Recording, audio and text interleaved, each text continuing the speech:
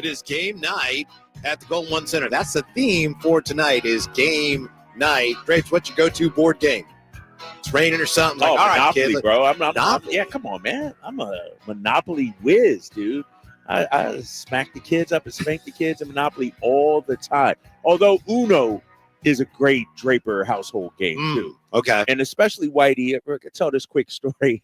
This is how it is in the household. So we're playing Uno. And now today's Uno isn't like Uno we did growing up. Now you can write your own things on the Uno cards. They give you like 3 or 4 cards. Oh. And so you could draw 15, So we did a draw 20, right? Uh-huh. And we played Staxies. And so the kids were ganging up on me. They were ganging. I'm like, all right. And I'm sitting on the draw 20 in my hand. Uh-huh. And so my daughter plays a draw 2 to my son. My son plays a draw 2 to me, so it would be on me to draw 4. And they're laughing, they're hooting, they're hollering. And so my kids are huge wrestling fans. So I knew I had to draw 20 in my hand. I stand up on the arm of the couch, and from the top rope, I go, bam, draw 20. My poor daughter, she started crying and quit the game after that. So way to go, Dad. I feel horrible about that one, but it was because they were giving me crap the entire game, man. But I didn't just play to draw 20. I didn't just go, draw 20. I mean, I literally was up there. It came off the top rope. I mean, that's hit him with it. That's so unlike you. Right. That's the only thing that. Yeah, if I'm not mistaken, you could just put the card on the table. You don't need to do a body slam off the ropes. Nice. I may have to have him call in. Sorry, I may have to have him call and relive that one, man. They're going to be in therapy for about 10 years because of that episode. It happened. Oh, my gosh. All right. Brenden Nunes with us from Sactown Sports. Brenden, what is your go-to board game? I mean, I guess it's maybe not a board game, but I'm a big Yahtzee guy. Played that a lot with family growing up. Ooh, Yahtzee, that's a game. I would say that's a fun one. I do like Monopoly, but but I'm constantly accused by my family of being a sketchy banker, even though nobody else wants to be the banker, and I think it's a job that you should get paid for. Sketchy. He said he was getting paid for his Monopoly banker job. Oh man, what you get, a 20 every time somebody comes or passes go or something? You just get, you got to pay for every time you're putting in a little bit more effort. If you got to pay attention. In my household, it was honestly, if you're not cheating, you're not trying. So we all just got to make sure if you're not keeping tabs, that's your fault. Every time I see Brenden now, I'm going to think, sketchy banker. Yeah. There's the sketchy banker. Brenden, how about the Kings tonight? Is it fair to expect the Kings to look better over the next few games because the schedule eases up a little bit? Is that reasonable? You would think so. They haven't been playing the most inspired basketball recently, honestly, to, I think, give people that much confidence. But you can see the talent on this team, and 2-8 in their last 10 isn't the greatest, but one of those is a win over the Cleveland Cavaliers. I thought that, Doug took an interesting approach after that OKC game and found some silver linings in some of their performance in that one. Boston, I think, went okay for stretches. So the pieces are there. And I think that, again, like you mentioned, the schedule easing up should help, but Portland's no slouch. I think that they play hard. Tumani Kamara is an all-defensive type of guy. Denny Avdia, I heard you guys mentioning earlier, obviously a really good player. So you're not just going to walk into any wins, but they need to play a lot better, I think, specifically offensively, because defensively the question marks are going to exist. But I think you need to be more productive on the offensive end with the talent that you have. Brenden, I'm looking at, like you said, 2-8 the last 10. But I'm looking at this roster, and to your point, I do think there's some talent on this roster. How much of the up and down play, the inconsistencies, has to do with who's available on a night in and night basis? I mean, Malik Monk, questionable again. No Jake LaRavia tonight. How much, not an excuse, but how much do you think that has played a factor in some of these games? Yeah, I think it definitely does. I mean, specifically when it's some of those starting lineup guys, right? I think the bench rotation, you see guys fill in and play a role. And yeah, they're impacted, but you feel it more with those starters. And specifically, I think Domantas Sabonis having extended stretches, or I guess it was kind of just 2 games that he missed on 2 separate occasions, if I have that right in my mind. But specifically after, you made a decent bit of roster turnover at the deadline and you're trying to get a new star player, Zach LaVine. Sure, he's familiar with DeMar DeRozan, but not really Domantas Sabonis, and that's a whole different style of big than what he was used to with Vucevic and some of these other guys. So I think that you're seeing that. I think that's part of the reason for the offensive clunkiness. But like you said, there's no excuse, and you did kind of sign up for some growing pains when you made those moves at the deadline. So you have a guy like Brenden Nunes that's able to fill in those roles.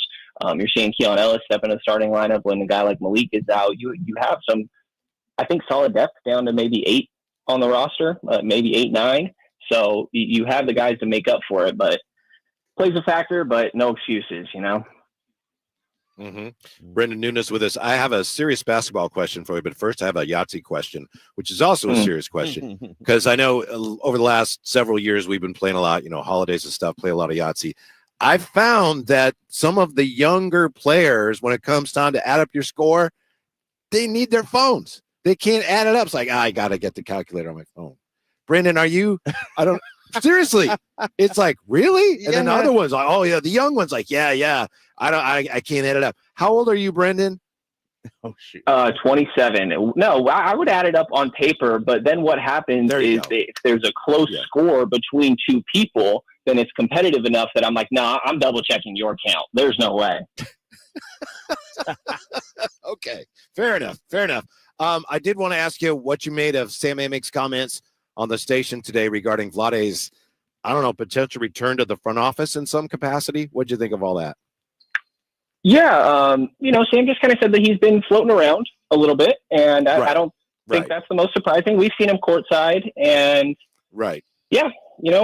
heard similar things. I think that Vivek is known to have multiple people that he kind of gets opinions from. Sam also mentioned like Alvin Gentry sits there sometimes, and that's not to, insinuate that Alvin's in the talks for some sort of promotion or anything like that. But Vivek has his people he talks to, and I don't think it'd be the most surprising thing, but I think that you're going to see him look in a handful of different directions as well.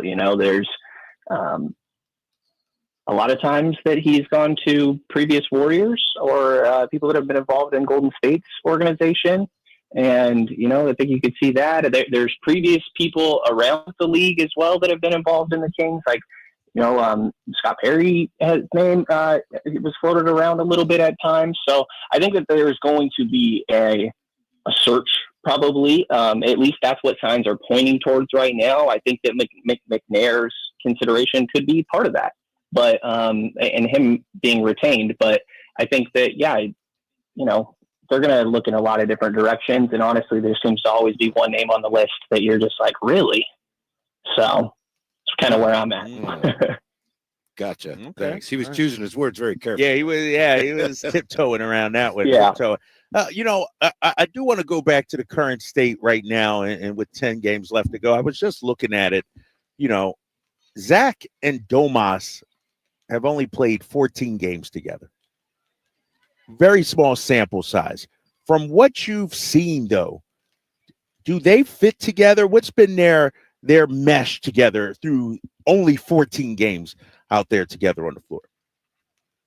Like you're saying, it's only 14 games, so take that for what you will. But honestly, I don't think it's been very good so far. I think that defensively, especially, you kind of see some weaknesses, but that's to be expected. But I think the offensive flow isn't quite there. There's, Domantas Sabonis talking about when they first got Zach of figuring out the best way to set him up is he needs the ball in his hands a little bit, and that's a little less DHO. Zach wants to get into a little bit of a rhythm, and obviously he's a talented enough guy that I think should be more than enabled to do that. But it takes away a little bit from part of what makes Domas great. Not that he can't still set screens and find ways to roll, but I don't think that the chemistry has been there yet offensively, and there still is that learning process. And it's not like they are defensive stoppers either, especially when you're also having DeMar DeRozan out there for extended minutes alongside them. So I think it's been pretty bumpy so far, but to be expected, I would say, with only 15 games between the two. It's just not the greatest time to be experiencing some of these growing pain pickups. Yeah, Brenden, as you say, the defense, they've struggled so much, and that's the discouraging thing to me. Once they get behind, it's become so difficult to catch somebody when you're not getting stops and you fall far behind. So hopefully that'll start looking better tonight. I want to ask you, is Keegan going to end up having a really solid year overall, the way his numbers keep trending upwards? I think so. I think it's one of the more interesting, under-talked about storylines this season, understandably so, with everything else that's taken place. But extension eligible this offseason for Keegan, and he has been playing a lot better. I think that he mentioned after that last game that he feels like he's been in a rhythm for maybe about 3 weeks or so. I think that you've seen him be more confident. Doug wants him taking 10 threes a game at least, and Zach LaVine is at that same minimum, if not more, as well, for what it's worth.